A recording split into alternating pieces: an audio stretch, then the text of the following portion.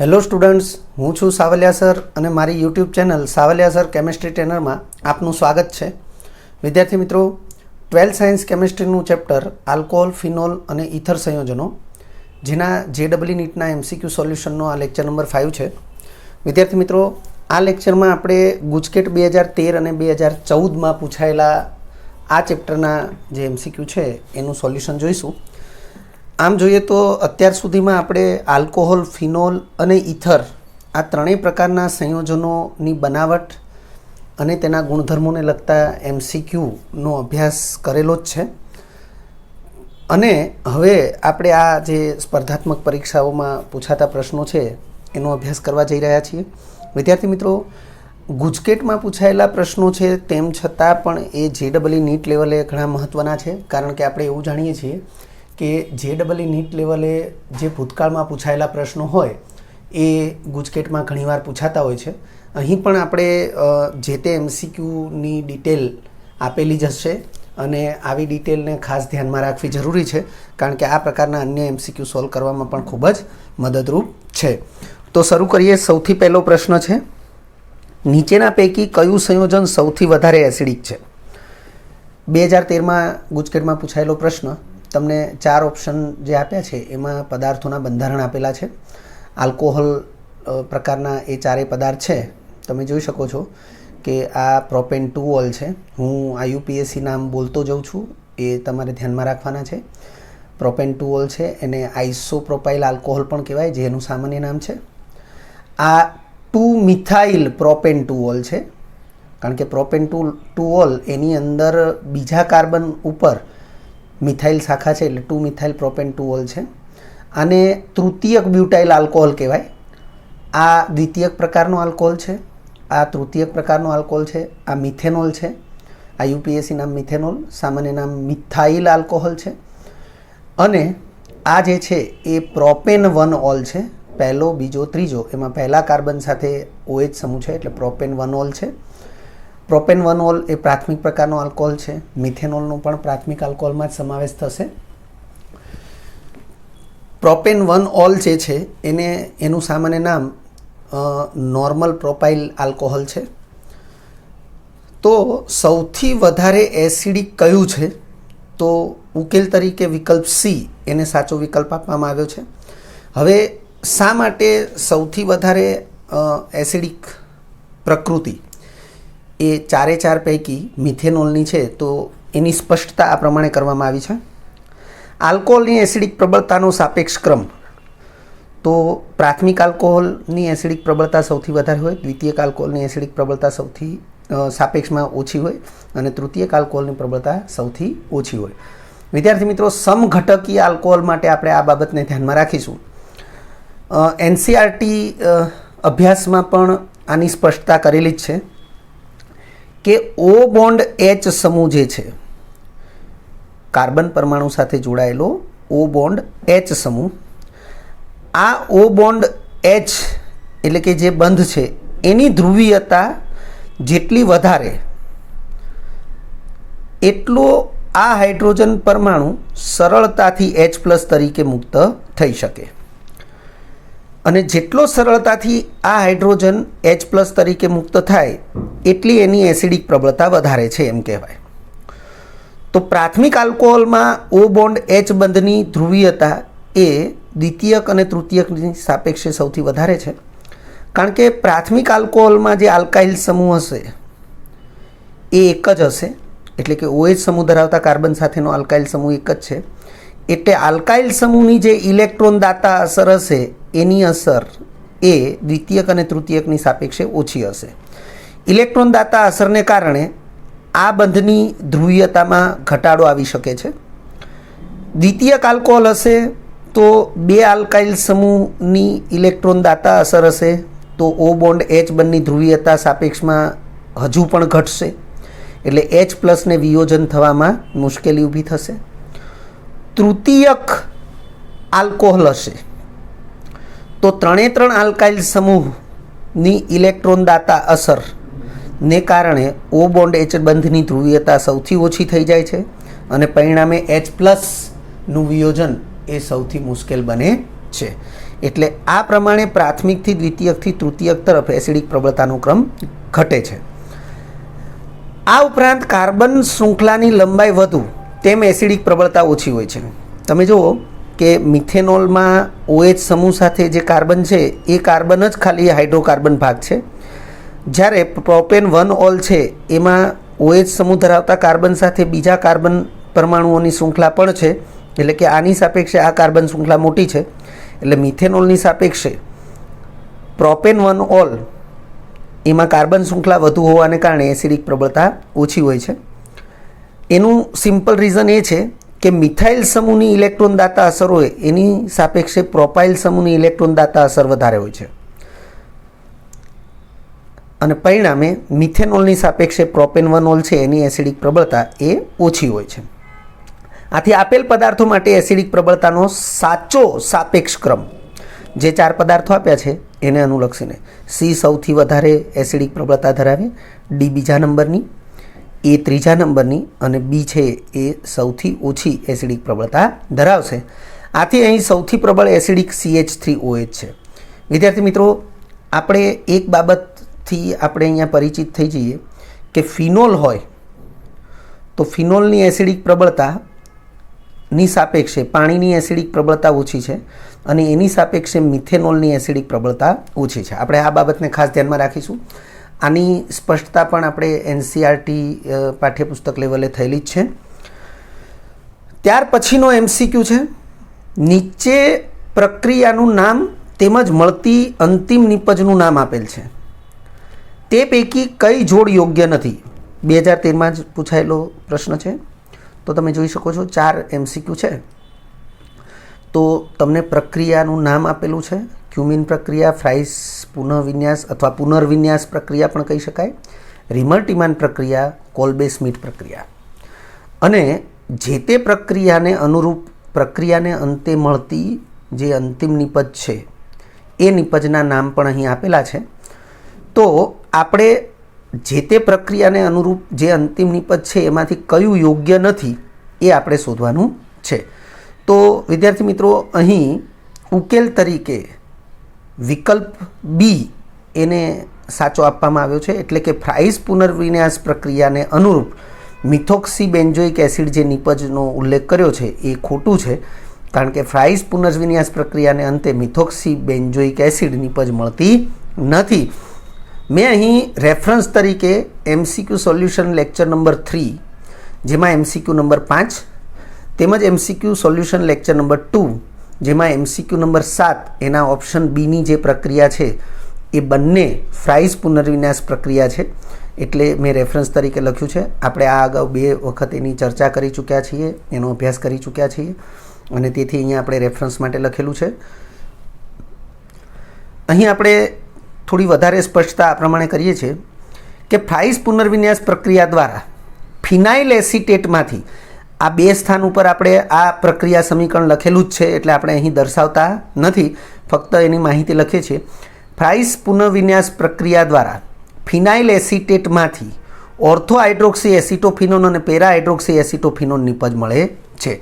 અને આ ortho hydroxy એસિટોફિનોન અને પેરા હાઇડ્રોક્સી એસિટોફિનોન આ બંને પદાર્થો જે છે, આ બંને પદાર્થો એ અહીં મિથોક્સી બેન્ઝોઇક એસિડ નામનો જે પદાર્થ આપ્યો છે એનાથી ભિન્ન પદાર્થ છે, અને તેથી આપણે કહી શકીએ કે આ વિકલ્પ બીની અંદર જે જોડ આપી છે એ જોડ એ ખોટી છે. બીજા પેજ ઉપર એટલે કે પાછળના પેજ ઉપર આપણે બાકીની પ્રક્રિયાઓ જે છે એના માટે પણ ચર્ચા કરી રહ્યા છીએ. યાદ રાખો કરીને આપણે લખ્યું છે ક્યુમિન, વિકલ્પ એની અંદર જે ક્યુમિન પ્રક્રિયાનો ઉલ્લેખ છે, વિકલ્પ C અને D એની માટે પણ ચર્ચા કરીશું. ફ્રાઇસ પુનર્વિન્યાસ પ્રક્રિયાની ચર્ચા આપણે આ 2 સ્થાન ઉપર કરેલી છે, એટલે ડિટેલ કરતા નથી. ખાલી અહીંયા આપણે એવી સ્પષ્ટતા કરી દીધી કે મિથોક્સી બેન્ઝોઇક એસિડ એ ખોટી નિપજ છે, સાચી નિપજ ઓર્થો હાઇડ્રોક્સી એસિટોફિનોન અને પેરા હાઇડ્રોક્સી એસિટોફિનોન છે. વિકલ્પ એમાં લખ્યું છે ક્યુમિન પદ્ધતિ અથવા ક્યુમિન પ્રક્રિયા. તો ક્યુમિન પ્રક્રિયા વિશેની એક માહિતી અહીંયા આપણે સ્પષ્ટ કરીએ છીએ કે ક્યુમિન એ કોઈ વૈજ્ઞાનિકનું નામ નથી. આમ જોઈએ તો નામચિહ્ન પ્રક્રિયાઓ એ સામાન્ય રીતે વૈજ્ઞાનિકોના નામ ઉપરથી જ હોય છે. ફ્રાઇસ વૈજ્ઞાનિક છે, રિમર અને ટીમાન વૈજ્ઞાનિકો છે, કોલ્બે અને સ્મિથ પણ વૈજ્ઞાનિકો છે. અને સંયુક્ત પ્રયાસથી જો કોઈ પ્રક્રિયા શોધેલી હોય તો બંનેના નામ આવે છે. આપણા એનસીઆરટી પાઠ્યપુસ્તકમાં ફક્ત કોલ્બે પ્રક્રિયા એવું નામ આપ્યું છે, પરંતુ વાસ્તવમાં સ્મિથ નામના વૈજ્ઞાનિકે પણ એમાં ફાળો આપેલો છે. તેથી કોલ્બે સ્મિથ પ્રક્રિયાથી એ પરિચિત છે અથવા એ પ્રખ્યાત છે. પરંતુ ક્યુમિન જે છે એ કોઈ વૈજ્ઞાનિકનું નામ નથી. ક્યુમિન એ આઇસોપ્રોપાઇલ બેન્ઝીનનું સામાન્ય નામ છે. વિશ્વમાં ફિનોલનું મોટાભાગનું ઉત્પાદન ક્યુમિનમાંથી થાય છે, તેથી તે પ્રક્રિયાને ક્યુમિન પ્રક્રિયા કહે છે. આપણા એનસીઆરટી પાઠ્યપુસ્તકમાં પેજ નંબર 332 ઉપર ક્યુમિન પ્રક્રિયાનું સમીકરણ આપેલું છે અને ક્યુમિન પ્રક્રિયા વિશેની માહિતી પણ આપેલી છે. પાઠ્યપુસ્તકની અંદર આ સ્પષ્ટ વિધાન લખેલું છે અલગથી, એટલે કે જ્યાં લખાણ આપ્યું છે એની ડાબી બાજુએ નાના અક્ષરોમાં આવું લખાણ લખેલું હોય છે, એટલે આપણે એ લખાણને પણ ધ્યાનમાં લેવું જરૂરી છે. અને એ પ્રમાણે જ આ માહિતી અહીં આપણે દર્શાવેલી છે. વિશ્વમાં ફિનોલનું મોટાભાગનું ઉત્પાદન એ ક્યુમિનમાંથી થાય છે. ક્યુમિન એટલે આઇસોપ્રોપાઇલ બેન્ઝીન. આઇસોપ્રોપાઇલ બેન્ઝીનનું બંધારણ આ પ્રકારનું છે: CH3CH આ આઇસોપ્રોપાઇલ સમૂહ કહેવાય અને એની સાથે બેન્ઝીન આપણે જોડી દઈએ એટલે આમ જો કે ફિનાઇલ સમૂહ કહેવાય, પરંતુ અહીંયા આઇસોપ્રોપાઇલને સમૂહ તરીકે લઈશું અને બેન્ઝીનને મુખ્ય હાઇડ્રોકાર્બન ભાગ તરીકે લેવામાં આવશે અને તેથી તેનું નામ થશે આઇસોપ્રોપાઇલ બેન્ઝીન, અને જેને આપણે ક્યુમિન એવું સાદું નામથી ઓળખીએ છીએ. આઇસોપ્રોપાઇલ બેન્ઝીન એ IUPAC નામ છે, આપણે એવું યાદ રાખીશું.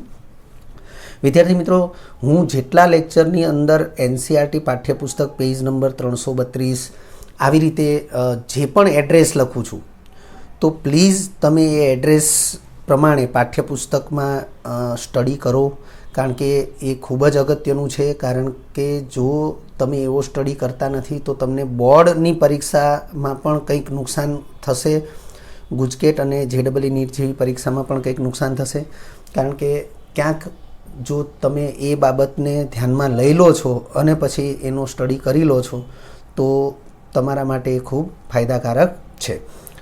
સી, રિમર ટીમાન પ્રક્રિયા, તો વૈજ્ઞાનિકોના નામ પરથી જ છે. તો રિમર ટીમાન પ્રક્રિયા દ્વારા ફિનોલમાંથી 2 હાઇડ્રોક્સી બેન્ઝાલ્ડિહાઇડ નિપજ મળે છે. હવે આ 2 હાઇડ્રોક્સી બેન્ઝાલ્ડિહાઇડ છે એનું સામાન્ય નામ સેલિસાલ્ડિહાઇડ છે.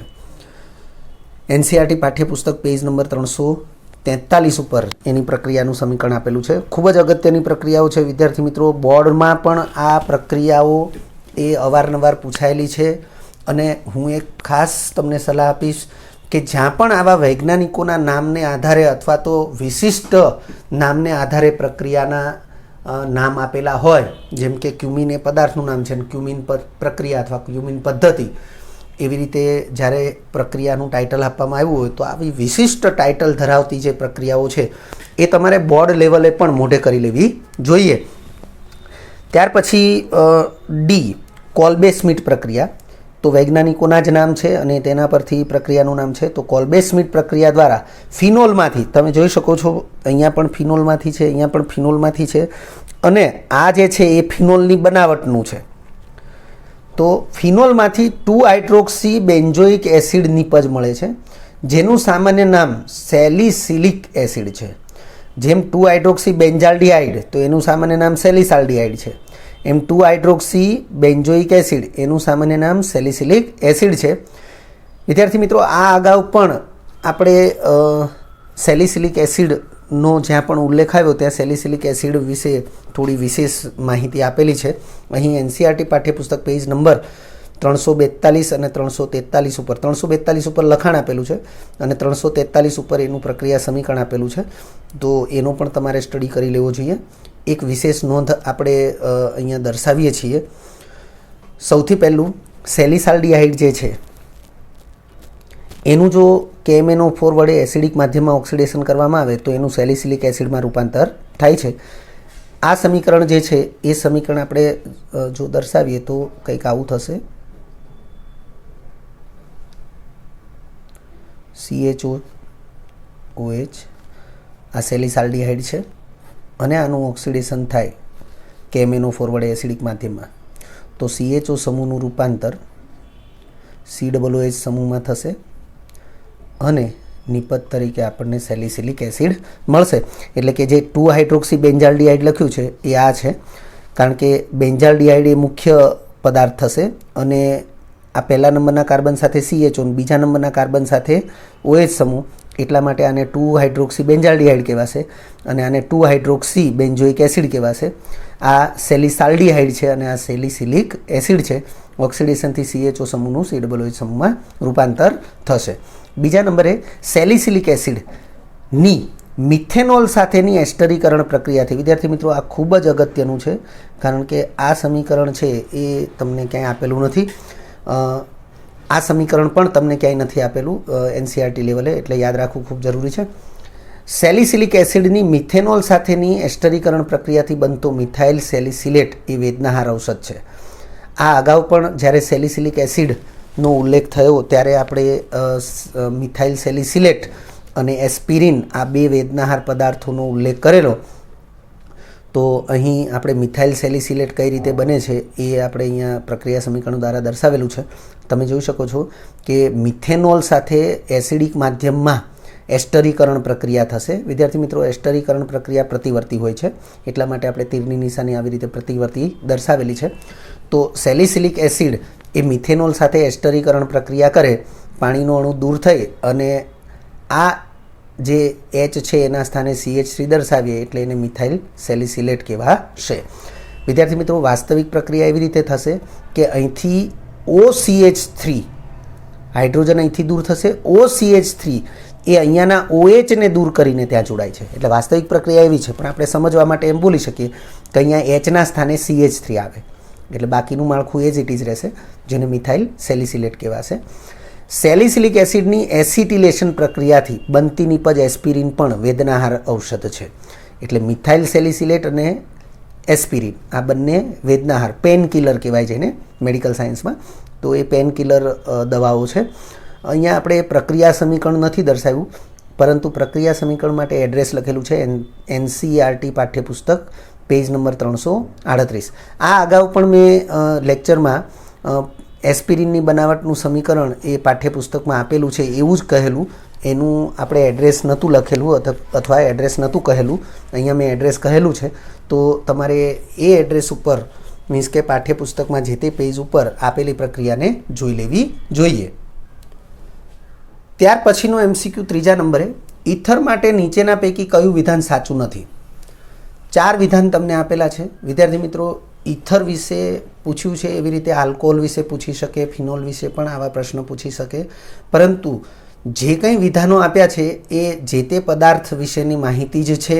તેના ગુણધર્મોને આધારિત માહિતી હશે, બનાવટને આધારિત માહિતી હશે, ભૌતિક ગુણધર્મોને આધારિત પણ માહિતી હોઈ શકે.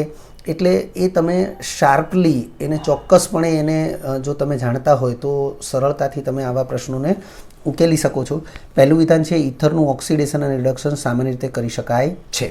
બીજા નંબરે છે ઇથર પાણી સાથે આંતરાણવીય હાઇડ્રોજન બંધ બનાવતું નથી, તેથી તે પાણીમાં અદ્રાવ્ય છે. ત્રીજા નંબરે ROH એટલે કે આલ્કોહોલની સાંદ્ર H2SO4 સાથે યોગ્ય પરિસ્થિતિમાં પ્રક્રિયા કરવાથી ઇથર બને છે.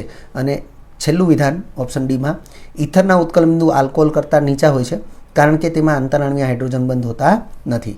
હવે ઉકેલ તરીકે વિદ્યાર્થી મિત્રો, અહીં ઉકેલ તરીકે 2 વિકલ્પ A અને B એ બંને આપેલા છે, કારણ કે આ બંને વિકલ્પ જે છે એ ઇથર માટે યોગ્ય નથી, એ ઇથર માટે સાચા વિધાન નથી. સ્પષ્ટતા આ પ્રમાણે કંઈક કરેલી છે આપણે, જેમાં પહેલી સ્પષ્ટતા વિકલ્પ A માટે છે. વિધાન જે આપ્યું છે એ વાસ્તવમાં આવું છે: વાસ્તવમાં ઇથરનું ઓક્સિડેશન અને રિડક્શન બંને મુશ્કેલ પ્રક્રિયા છે, કારણ કે ઓક્સિજન ઇથર જે છે એમાં બંને બાજુ હાઇડ્રોકાર્બન ભાગ છે અને ઓક્સિડેશન કે રિડક્શન પ્રક્રિયા માટે ઓક્સિજન સાથે ઓછામાં ઓછો એક હાઇડ્રોજન હોય તો એ ઓક્સિડેશન રિડક્શન પ્રક્રિયા એ સાપેક્ષમાં સરળ બને છે.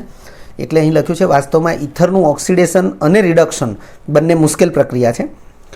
બી, તો બીમાં અહીં લખ્યું છે કે આંતરાણવીય હાઇડ્રોજન બંધ બનાવતું નથી. ઇથર પાણી સાથે આંતરાણવીય હાઇડ્રોજન બંધ બનાવતું નથી, પરંતુ વાસ્તવમાં એવું બિલકુલ નથી. ઇથર પાણી સાથે આંતરાણવીય હાઇડ્રોજન બંધ બનાવે છે, તેથી ઇથર પાણીમાં દ્રાવ્ય હોય છે. તેમજ ઇથરની પાણીમાં દ્રાવ્યતા તેના સમઘટકી આલ્કોહોલથી ઘણી નજીક હોય છે. જેમ કે 100 ગ્રામ પાણીમાં ડાઇથાઇલ ઇથર 7.5 ગ્રામ, જ્યારે બ્યુટેન 1 ઓલ એટલે ડાઇથાઇલ ઇથરનો સમઘટક છે બ્યુટેન 1 ઓલ એ 9 ગ્રામ દ્રાવ્ય થાય છે. C.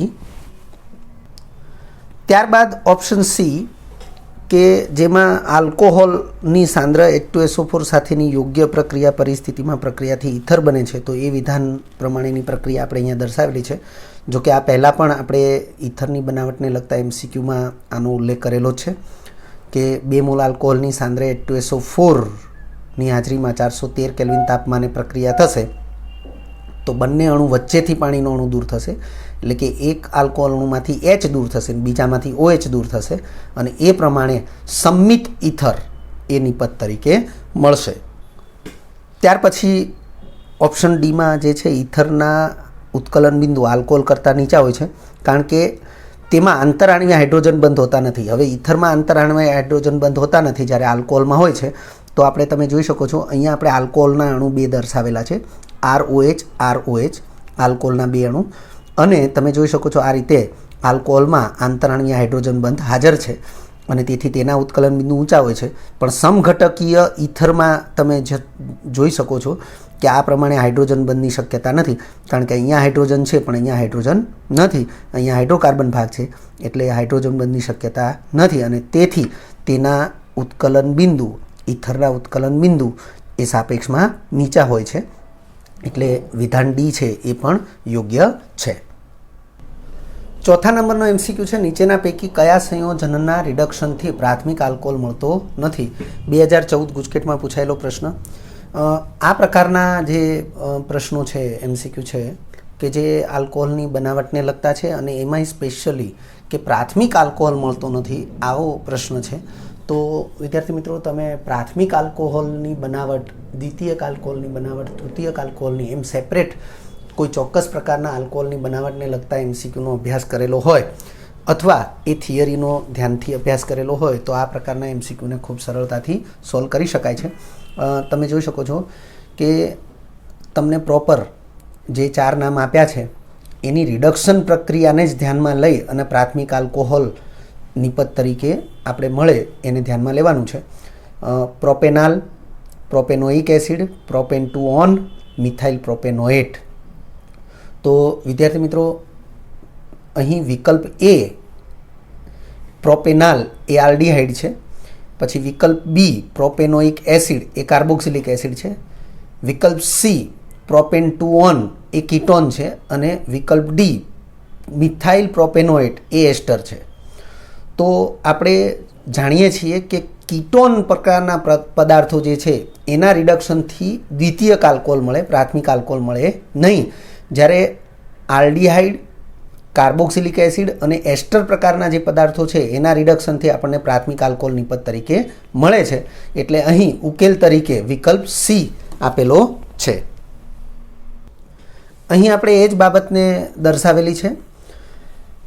Aldehyde, carboxylic acid, પ્રોપેનાલ aldehyde છે, પ્રોપેનોઇક એસિડ કાર્બોક્સિલિક એસિડ છે અને મિથાઇલ પ્રોપેનોએટ એસ્ટર છે. આ 3 પ્રકારના જે સંયોજનો છે એના રિડક્શનથી નિપત તરીકે પ્રાથમિક આલ્કોહોલ મળે છે. પરંતુ કીટોન એટલે કે વિકલ્પ સીમાં જે પ્રોપેન 2 ઓન આપ્યો છે એ કીટોન છે, એના રિડક્શનથી નિપત તરીકે દ્વિતીયક આલ્કોહોલ મળે છે, પ્રાથમિક આલ્કોહોલ મળતો નથી. વિદ્યાર્થી મિત્રો આ પ્રકારના MCQને સરળતાથી આપણે ત્યારે જ સોલ્વ કરી શકીએ જ્યારે આપણને આ માહિતીની આપણને ખબર હોય અને બીજું કે આપેલ પદાર્થ કયા પ્રકારના છે એ પણ આપણને ખ્યાલ હોય. અને લાસ્ટમાં અહીં આપણે દર્શાવ્યું છે કે અહીં વિકલ્પ એ પ્રોપેનાલ તો એનું આ સૂત્ર છે જે આલ્ડીહાઇડ પ્રકારનો પદાર્થ છે. વિકલ્પ બી પ્રોપેનોઇક એસિડ આ એનું સૂત્ર છે જે કાર્બોક્સિલિક એસિડ પ્રકારનો પદાર્થ છે. વિકલ્પ ડીમાં આપ્યું છે મિથાઇલ પ્રોપેનોએટ એનું જે સૂત્ર છે એ આ પ્રકારનું છે જે એસ્ટર પ્રકારનો પદાર્થ છે. આ ત્રણેયના રિડક્શનથી પ્રાથમિક આલ્કોહોલ મળશે.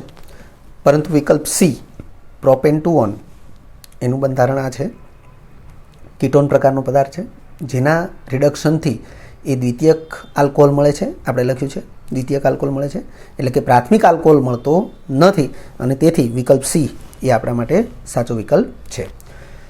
ત્યારબાદ પાંચમો એમસીક્યુ, નીચેના પૈકી આલ્કોહોલની કઈ પ્રક્રિયામાં સી બોન્ડ ઓ બંધ તૂટતો નથી?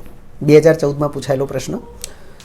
આલ્કોહોલના રાસાયણિક ગુણધર્મો જે છે એનસીઆરટી અભ્યાસમાં, તો એની અંદર સી બોન્ડ ઓ બંધ તૂટે તેવી પ્રક્રિયાઓ અને ઓ બોન્ડ એચ બંધ તૂટે તેવી પ્રક્રિયાઓ, એમ અલગ અલગ પ્રક્રિયાઓનો ઉલ્લેખ છે.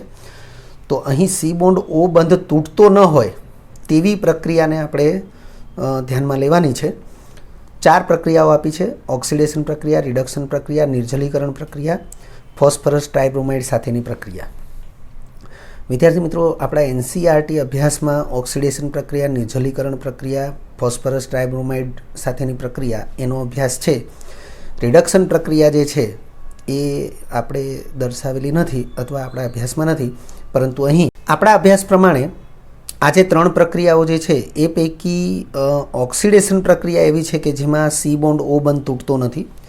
નિર્જલીકરણ અને ફોસ્ફરસ ટ્રાઇબ્રોમાઇડ સાથેની પ્રક્રિયામાં સી બોન્ડ ઓ બંધ તૂટે છે. રિડક્શન પ્રક્રિયામાં પણ સી બોન્ડ ઓ બંધ તૂટે છે, પરંતુ એ આપણા અભ્યાસમાં નથી. આપણે અહીંયા એનું સમીકરણ દર્શાવીશું એટલે તમને ખ્યાલ આવે. ઉકેલ તરીકે વિકલ્પ એ દર્શાવ્યો છે કે ઓક્સિડેશન પ્રક્રિયા એક એવી પ્રક્રિયા છે કે જેમાં સી બોન્ડ ઓ બંધ તૂટતો નથી. તો આપણે એને ખૂબ સરળતાથી અહીંયા આ પ્રકારે દર્શાવેલું છે કે આલ્કોહોલની ઓક્સિડેશન પ્રક્રિયા થાય તો એ પ્રક્રિયાનું સામાન્ય સ્વરૂપ આવું છે કે કાર્બન સાથે જોડાયેલો OH સમૂહ છે એટલે આલ્કોહોલ છે, એ ચાહે પ્રાથમિક, દ્વિતીયક, તૃતીયક કોઈ પણ પ્રકારનો છે, પણ ઓક્સિડેશન થયું તો અહીંથી હાઇડ્રોજન જશે અને કાર્બન સાથે જોડાયેલા 3 પૈકી કોઈ પણ એક પાર્ટ જો હાઇડ્રોજન હશે તો એ દૂર થશે, કાર્બન ઓક્સિજન વચ્ચે દ્વિબંધ બની જશે. એટલે કે આલ્કોહોલ સમૂહનું કાર્બોનિલ સમૂહમાં રૂપાંતર થશે. એટલે અહીં એક બંધ તો છે જ, હવે એ તૂટવાને બદલે બીજો એક નવો બંધ બને છે. એટલે એ પ્રકારે આપણે જોઈએ તો ઓક્સિડેશન પ્રક્રિયામાં સી બોન્ડ ઓ બંધ તૂટતો નથી. એટલે નેક્સ્ટ પેજ ઉપર આપણે એ બાબતને સ્પષ્ટપણે દર્શાવી દીધી છે, લખી દીધી છે. તમે જોઈ શકો છો, લખ્યું છે આમ આલ્કોહોલની ઓક્સિડેશન પ્રક્રિયામાં સી બોન્ડ ઓ બંધ, એકલ બંધ નું સી ડબલ બોન્ડ ઓ એટલે કે દ્વિબંધમાં રૂપાંતર થાય છે. એટલે કે સી બોન્ડ ઓ બંધ તૂટવાને બદલે વધારાનો એક નવો બંધ બને છે. બી, સી અને ડી એ જે 3 પ્રક્રિયાઓ છે, પ્રક્રિયા બી એ રિડક્શન પ્રક્રિયા છે, પ્રક્રિયા સી એ નિર્જલીકરણ પ્રક્રિયા અને પ્રક્રિયા ડી એ PBr3 એટલે ફોસ્ફરસ ટ્રાઇબ્રોમાઇડ સાથેની પ્રક્રિયા. આ 3 પ્રક્રિયા તમે જોઈ શકો છો. બી રિડક્શન પ્રક્રિયા, સી નિર્જલીકરણ પ્રક્રિયા અને ડી ફોસ્ફરસ ટ્રાઇબ્રોમાઇડ સાથેની પ્રક્રિયા. તો આ જે 3 પ્રક્રિયાઓ જે છે એ પ્રક્રિયાથી તો સી બોન્ડ ઓ બંધ તૂટે છે, જેથી OH સમૂહ દૂર થાય છે, જે નીચે મુજબ છે. તો આપણે બી, સી અને ડીની જે પ્રક્રિયા છે એ પ્રક્રિયાઓ અહીંયા દર્શાવેલી છે. આલ્કોહોલનું રિડક્શન, તો લાલ ફોસ્ફરસની હાજરીમાં હાઇડ્રોજન આયોડાઇડ, તો હાઇડ્રોજન આયોડાઇડ એટલે કે આપણે એને હાઇડ્રો આયોડિક એસિડ કહીએ છીએ, જે પ્રબળ રિડક્શન કરતા છે. એના વડે ઇથેનોલનું રિડક્શન થઈ અને આપણને અનુવર્તી એટલે કે સમાન કાર્બન સંખ્યા ધરાવતો આલ્કેન મળે છે. એટલે અહીંયા પણ કાર્બન ઓક્સિજન વચ્ચેનો બંધ તૂટે છે. આલ્કોહોલનું નિર્જલીકરણ એક પ્રકારની વિલોપન પ્રક્રિયા છે. OH સમૂહ દૂર થાય છે અને પડોશી કાર્બન, આ CH3 વાળો જે કાર્બન છે એના ઉપરથી હાઇડ્રોજન દૂર થાય છે અને બંને કાર્બન વચ્ચે એક નવો બંધ બને છે. એટલે ઇથિન નિપજ મળે છે. અહીંયા સાંદ્ર H2SO4 છે એ 443 કેલ્વિન તાપમાને આ પ્રક્રિયા આપશે. નિર્જલીકરણ પ્રક્રિયા છે, પરંતુ જો આ પ્રક્રિયા 413 કેલ્વિન તાપમાને થાય તો આપણને નિપજ મળે છે ઇથર, અનુવર્તી ઇથર. એ આપણે યાદ રાખીશું કારણ કે એની ચર્ચા પણ આપણે અગાઉ કરી ચૂક્યા છીએ. ડી ફોસ્ફરસ ટ્રાઇબ્રોમાઇડ સાથેની પ્રક્રિયા. તો વિદ્યાર્થી મિત્રો, આ પ્રક્રિયાનો અભ્યાસ એ હેલો આલ્કેન હેલો એરિન સંયોજનોમાં પણ આલ્કાઇલ હેલાઇડ સંયોજનોની બનાવટમાં આ પ્રક્રિયાનો અભ્યાસ છે. ઇથેનોલના 3 અણુની એક અણુ PBr3 સાથેની પ્રક્રિયાથી 3 અણુ બ્રોમો ઇથેન મળે છે. તો એમાં પણ કાર્બન ઓક્સિજન બંધ એ તૂટે છે. 6થા નંબરનો MCQ છે, નીચેના પૈકી કયા આલ્કોહોલની પાણીમાં દ્રાવ્યતા સૌથી વધારે છે? વિદ્યાર્થી મિત્રો, ભૌતિક ગુણધર્મને આધારિત પ્રશ્ન કહી શકાય. 2014માં પૂછાયેલો પ્રશ્ન. અહીં આપણે 4 ઓપ્શન જોઈએ તો દ્વિતીયક બ્યુટાઇલ આલ્કોહોલ, ગ્લિસરોલ, તૃતીયક butyl alcohol, ethylene glycol 4 option આપ્યા છે. તો ઉકેલ તરીકે વિકલ્પ બી એને સાચો આપવામાં આવ્યો છે કે ગ્લિસરોલ છે એની પાણીમાં દ્રાવ્યતા સૌથી વધારે છે. પરંતુ ગ્લિસરોલની પાણીમાં દ્રાવ્યતા સૌથી વધારે શા માટે છે? તો એને લગતી જે માહિતી છે અથવા એને લગતો જે ખુલાસો છે એ આપણે અહીં આપેલો છે કે આલ્કોહોલ અણુમાં જેમ હાઇડ્રોક્સિલ સમૂહ એટલે OH સમૂહની સંખ્યા વધુ તેમ આલ્કોહોલના ઉત્કલન બિંદુ અને પાણીમાં દ્રાવ્યતા વધુ હોય છે. આ બંને બાબતને યાદ રાખજો કે ઉત્કલન બિંદુ પણ વધુ હોય છે અને પાણીમાં દ્રાવ્યતા પણ વધુ હોય છે. મૂળ શરત શું છે? તો આલ્કોહોલ અણુમાં જેમ હાઇડ્રોક્સિલ સમૂહની સંખ્યા વધુ તેમ આલ્કોહોલના ઉત્કલન બિંદુ અને પાણીમાં દ્રાવ્યતા વધુ હોય છે. પરંતુ આવી કોઈ માહિતીના ઉપયોગથી આપણે આવા MCQને સોલ્વ કરવા હોય તો જે પદાર્થોના નામ આપ્યા છે એના બંધારણો આપણે જાણતા હોવા જોઈએ. તો નેક્સ્ટ પેજ ઉપર આપણે 4 પદાર્થોના બંધારણો આપણે આપ્યા છે અને એના આધારે આપણે આ માહિતીનો ઉપયોગ કરીએ તો આપણને વધારે ખ્યાલ આવશે. તો તમે જોઈ શકો છો અહીં 4 વિકલ્પ પ્રમાણે વિકલ્પ એ એમાં જે દ્વિતીયક બ્યુટાઇલ આલ્કોહોલ આપેલું છે તો એનું બંધારણ આપણે દર્શાવેલું છે. વિદ્યાર્થી મિત્રો, પાઠ્યપુસ્તકની અંદર કોષ્ટક આપેલું છે એની અંદર પણ આ પદાર્થોનો ઉલ્લેખ છે. આવા જેટલા પણ કોષ્ટક છે ઓર્ગેનિક કેમિસ્ટ્રીમાં તો એ બધા કોષ્ટકોને પણ આપણે સ્ટડી કરી લેવો જોઈએ. વિકલ્પ બીની અંદર તમને ગ્લિસરોલ આપ્યું છે. હવે ગ્લિસરોલનું જ બીજું એક સામાન્ય નામ ગ્લિસરીન પણ છે, એ પણ આપણને યાદ હોવું જોઈએ. એનું બંધારણ પણ આપણે અહીં દર્શાવેલું છે. આ જેટલા પણ પદાર્થો છે એના IUPAC નામ એ કોષ્ટકમાં આપેલા છે એટલે તમારે એનો સ્ટડી કરી લેવો જરૂરી છે. વિકલ્પ સીમાં તૃતીયક બ્યુટાઇલ આલ્કોહોલ આપ્યું છે. વિકલ્પ ડી છે એમાં ઇથિલિન ગ્લાયકોલ આપેલું છે. આ 4 પદાર્થોના બંધારણ એ આપણે અહીંયા દર્શાવેલા છે. તમે જોઈ શકો છો કે સૌથી વધારે OH સમૂહની સંખ્યા એ ગ્લિસરોલમાં છે અને તેથી ગ્લિસરોલ એ સૌથી વધુ દ્રાવ્ય છે. તો અહીં આપણે એ સ્પષ્ટતા કરી દીધી છે કે ગ્લિસરોલમાં OH સમૂહની સંખ્યા સૌથી વધુ છે. તેથી આપેલ પૈકી ગ્લિસરોલની પાણીમાં દ્રાવ્યતા એ સૌથી વધુ હોય છે. વિદ્યાર્થી મિત્રો, જો તમને આ વિડીયો લેક્ચર ગમ્યો હોય તો લાઇક આપજો, શેર કરજો અને સબસ્ક્રાઈબ પણ કરજો. અગાઉના લેક્ચરનું રિવિઝન અને પાઠ્યપુસ્તકનું વાંચન કરતા રહેજો. આ લેક્ચર અંગે કોઈપણ ડિફિકલ્ટી હોય તો મને વોટ્સઅપ કરી શકાય. આભાર. ફરી મળીશું નવા વિડીયો લેક્ચરમાં.